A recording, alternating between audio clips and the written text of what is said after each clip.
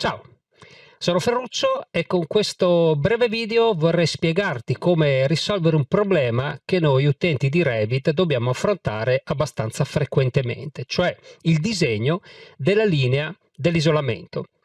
Ogni qualvolta abbiamo un materiale isolante, dobbiamo mettere la linea dell'isolamento a mano su piante, sezioni e ovviamente particolari se ne abbiamo.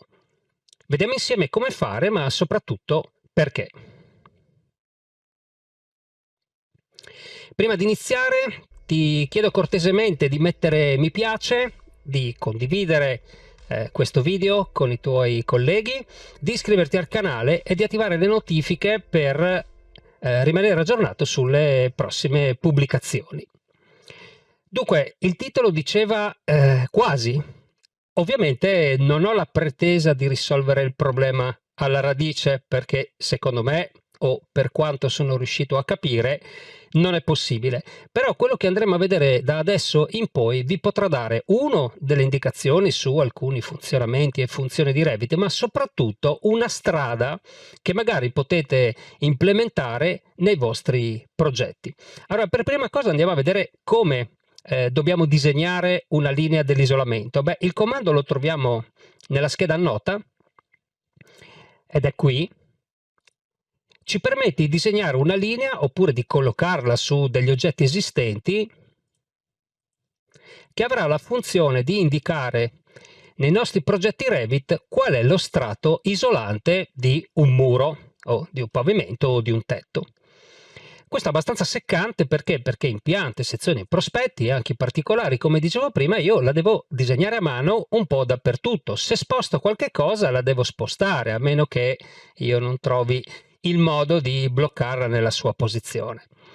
La linea comunque, vediamo velocemente, ha una larghezza dell'isolamento 0,14 centimetri per esempio, ok? Ne determina l'altezza, oppure determina la scalatura, diciamo, della molla, quindi 2 piuttosto che 1 piuttosto che 5, più serrata e un po' più allargata. Ora cambio leggermente argomento, ma tutto è collegato, abbiate un attimo di pazienza. Vado a disegnare una regione e della regione vado a prendere il comando campitura. Disegno una campitura rettangolare qui a fianco, ok, piccola, grande, non fa nessuna differenza, all'interno della quale c'è un retino, che adesso andiamo a vedere, modifica tipo, che è un tratteggio incrociato diagonale da 3 mm. Mi va bene. Questo retino è un retino di disegno, attenzione, gli do ok, e non è un retino di modello. La rinomino e scrivo disegno. Duplico questa campitura, la chiamo modello, ok, la copio a fianco, ovviamente questa la ripristino come disegno e vado a cambiare quella di modello, modifica, andando ad aggiungere ovviamente un retino in primo piano che vado a creare che sia di modello. Ne creo uno nuovo, lo chiamo diagonale 30 centimetri e ovviamente deve essere da 30 per coerenza. Gli do ok e gli do ok. Applica. Vi faccio notare una cosa, che i retini di sfondo possono essere solo ed esclusivamente di disegno, quando i retini in primo piano possono avere entrambe le possibilità, sia di disegno che di modello. Quindi questo è il retino di disegno, questo è il retino di modello. Che cosa succede quando sposto il retino di disegno e che cosa succede quando sposto il retino di modello? L'ho fatto con le frecce, non ho utilizzato il comando sposta perché voglio che osserviate la differenza. Beh, il retino di disegno rimane fermo, il retino è fermo e si sposta il margine della campitura. Questo mi dà un'idea su come funzionano i retini di disegno. È non evidente, ma è abbastanza, come si dice, certo che questo retino ha un suo punto 00 di collocazione. Il retino è fermo, si muove l'oggetto che va a campire quella porzione di retino. Qui invece il retino si sposta, perché è di modello, si sposta insieme all'oggetto, ma non solo. Con il tabulatore io posso selezionare una linea del retino e spostarlo all'interno della mia campitura. Poi seleziono la campitura e sposto anche questa, si porta dietro il retino. Quindi se il primo è abbastanza vincolato, il secondo è molto più libero. Perfetto. Teniamo questa cosa come asteriscata, perché poi l'andremo a riprendere verso la fine. Allora, adesso io devo disegnare un pezzettino di muro, perché devo iniziare a parlare ovviamente di cosa? Della linea dell'isolamento. Perfetto. Allora vado nella scheda architettura, prendo il comando muro, generico da 30 non mi va bene, vorrei creare, lo rinomino senza fare altre duplicarlo, insomma, e scrivo isolamento 14 cm. Ovviamente gli do una dimensione coerente, gli do applica, gli do ok. Mi basta 1 metro di muro, non mi serve un granché. Dunque, sappiamo molto bene che abbiamo 3 livelli di visualizzazione, quindi dettaglio basso, dettaglio medio e dettaglio alto. Al dettaglio basso i miei oggetti, intesi come composti dai vari strati, non si vedrà la composizione degli strati, si vedrà semplicemente, modifica tipo, quello che io vado ad applicare come dettaglio grafico al livello ovviamente basso. A questo punto io posso fare una cosa, cioè intervenire sulla grafica di questo strato, che da solo è uno strato di isolamento da 14, quindi non fa parte di una composizione di muro, è uno strato unico, potrebbe essere un cappotto, ok? Vado a inserire un retino al dettaglio basso, che ancora non ho, e che vado a costruire. Attenzione che posso mettere solo retini di disegno, quindi abbiamo già visto come funzionano i retini di disegno, e non retini di modello. Va bene, ne creo uno. Nuovo retino, personalizzato, perché devo caricare un retino personalizzato, poi vi spiego dove andare a reperirli. Sfoglia, vado a cercare nel desktop dove ho già preparato la mia cartella e ho un isolamento da 14 cm. Già pronto. Gli do apri, la scala la lascio così com'è e gli do ok.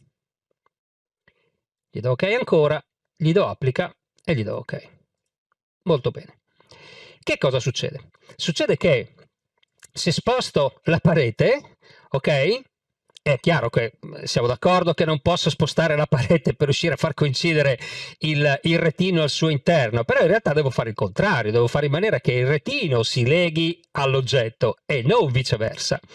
Quindi vado a fare una piccola, un attimo che lo metto sbagliato, vado a fare una piccola modifica. Quindi vado nella scheda gestisci, clicco su impostazioni aggiuntive, clicco su retini, vado a cercare il retino isolamento 14 cm, clicco sul modifica retino e nelle sue proprietà, invece che orientare sulla vista, quindi diciamo ha una sua puntina ideale che lo tiene fisso nel mio mondo Revit, si sposta il muro e disegnerà una parte di retino, la porzione che becca, ok?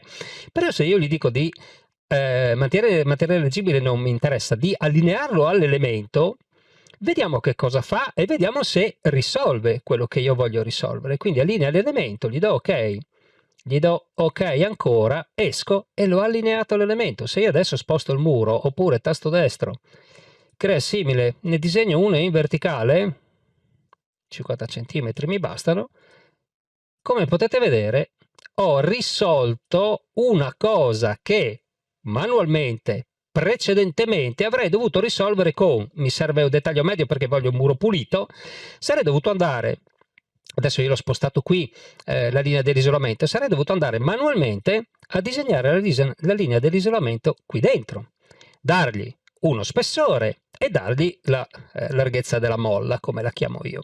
Nel momento in cui vado a spostare il muro, questa resta ferma lì dov'è. Ok, quindi convenientemente, la cancello che non mi serve, convenientemente al dettaglio basso io potrei aver risolto il problema. Ok, questa va bene come soluzione, funziona come soluzione, però vediamo quali possono essere le altre situazioni. Le altre situazioni sono queste. Copio il muro qui sotto, ok, lo seleziono, modifica tipo, lo duplico, ok, lasciamo pure il 2 in questo momento, non mi interessa dargli dei nomi particolari, tanto ci basta vedere che cosa succede.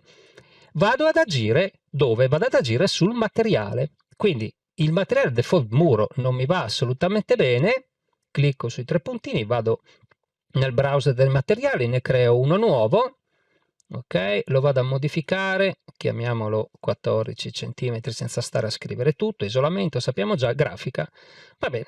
Posso andare a lavorare sulla grafica? Sì. Posso andare a creare un retino di sfondo o di primo piano sul motivo in sezione, quindi il muro viene sezionato, voglio vedere un determinato retino nella sua sezione, va bene. Posso utilizzare un motivo di sfondo o posso utilizzare un motivo in primo piano. I vettoriali generalmente io li metto in primo piano, clicco su nessuno, vado a cercare isolamento da 14 cm, gli do ok, l'isolamento da 14 cm già è posizionato, ok, in maniera da stare, applica, ok, posizionato con l'elemento, cioè si muoverà insieme all'elemento, gli do ok, gli do applica e gli do ok. Modifica tipo, devo andare a togliere però il retino a dettaglio basso perché sto facendo due cose diverse, nessun motivo, ok, applica, ok. Dunque, piccolo riassunto, questo è il medesimo elemento, cioè il medesimo muro, solo che ha un retino al dettaglio basso, questo e l'altro muro si vedrà il retino solo nel momento in cui io vado a cambiare i dettagli da basso a medio o alto, non fa nessuna differenza, e ho la medesima situazione. Quindi ho risolto questo problema in un modo e ho risolto questo in un altro. Purtroppo non è tutto oro quello che luccica, fino a qua è andato tutto bene. Il quasi del cappello iniziale è abbastanza evidente nel momento in cui io vado a prendere il mio muro, lo copio, ok, e lo modifico in questo modo. Modifica tipo, duplica 16 cm, in cui supponiamo di avere due strati, ok, uno dentro, fuori dal nucleo, non è questo il punto, in cui inserisco uno strato che potrebbe essere tutta la parte esterna, quella effettivamente isolante della parete, da 2 cm. Lasciamo il materiale per categoria, il problema non è qui, ok, gli do applica e gli do ok. Il retino, la campitura del retino che sta all'interno del materiale e sta all'interno dell'elemento da 14 cm sclera, si sposta. Perché si sposta? Si sposta perché praticamente viene ridistribuita sui 16. Cioè Revit che cosa fa? Calcola che questo è 16 e inserisce all'interno dei 16 il materiale. Come risolvo questa cosa qua? Beh, non si risolve a dire la verità, perché io non posso fare in maniera che questo retino si sposti in giù, per il semplice motivo che purtroppo, sto provando col tabulatore, voi non lo vedete, ma non essendo un retino di modello, ma essendo un retino di disegno, io non lo posso spostare. Va bene, ok. Attenzione, faccio una copia di questo ancora in basso. Alcuni di voi non sanno neppure che esiste questo comando, gestisci stratigrafia, non voglio entrare nel merito. Se io gestisco la stratigrafia di questo elemento, ok, ancora la cosa non si risolve. Vedete, quindi rimaniamo sempre con lo stesso problema. Allora a questo punto, in queste due situazioni, l'unica cosa che mi salva è il retino a dettaglio basso, quindi adesso ne copio ancora, sì lo so. Ah no, beh, basta che lo modifichi direttamente da qua, anzi lo copio meglio perché sennò facciamo pasticci e non si vedono le differenze. Modifica tipo, lo duplico, lascio 2, gli metto il retino a dettaglio basso perché non ce l'ho quello da 16, per il semplice motivo che non ce l'ho, vado a creare quello da 16 con personalizzato, sfoglia, ce l'ho già pronto, 16, apri, ok, 1 maiuscolo, 1 minuscolo, non sopporto quelle cose lì, gli do applica, gli do ok, ecco fatto. Questo però ovviamente mi sono dimenticato di dirgli che deve stare allineato l'elemento. Ok, ok, sono andato un po' veloce, ma potete rivedere il video 1000 e 1000 volte. Quindi questo risolve, questo no. Al dettaglio basso ne ho risolti 2, al dettaglio medio e alto purtroppo uno solo. Però nessuno vi vieta, nessuno vi vieta di fare il cappotto da 16 cm senza andare a differenziare gli strati interni. Quindi a me quello che interessa non è risolvervi tutti i problemi e vedere tutte le casistiche, ma spiegarvi come e perché e darvi una serie di strumenti, di possibilità che vi possono aiutare poi a formare altre. Se avete altre idee scrivetemele nei commenti, che mi piacerebbe comunque evolvere rispetto alla situazione in cui io sono arrivato. C'è un'ultima piccola cosa da vedere, da fare insieme. Vado a creare nella scheda a nota una regione campitura da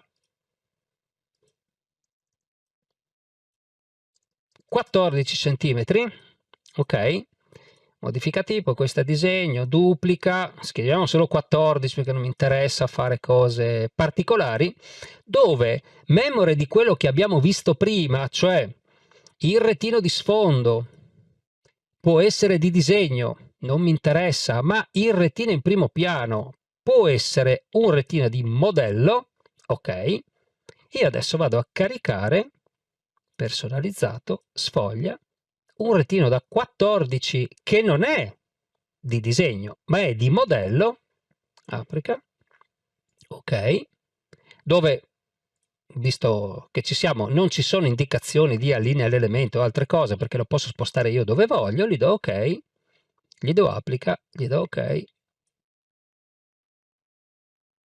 chiudo la cappitura, per quello non lo vedevo, e mi ritrovo con una situazione di questo tipo. Lo so che siamo nella soluzione di prima in cui devo andare a disegnarmi le cose a mano, io non lo voglio fare, però c'è da dire una cosa, che se devo spostarlo, tabulatore, seleziono una linea del retino, questa è vettoriale, quindi lo sposto verso il basso fino a farlo coincidere. Qua bisogna essere un pochettino precisi, ma non è quello il punto, ma lo posso andare a far coincidere anche in questo modo, cioè se fossero allineati giusti. Adesso magari è meglio che mi trovo un esempio più calzante, quindi sposto questo qui, ok, bene, riseleziono il retino e lo vado a spostare finché coincide.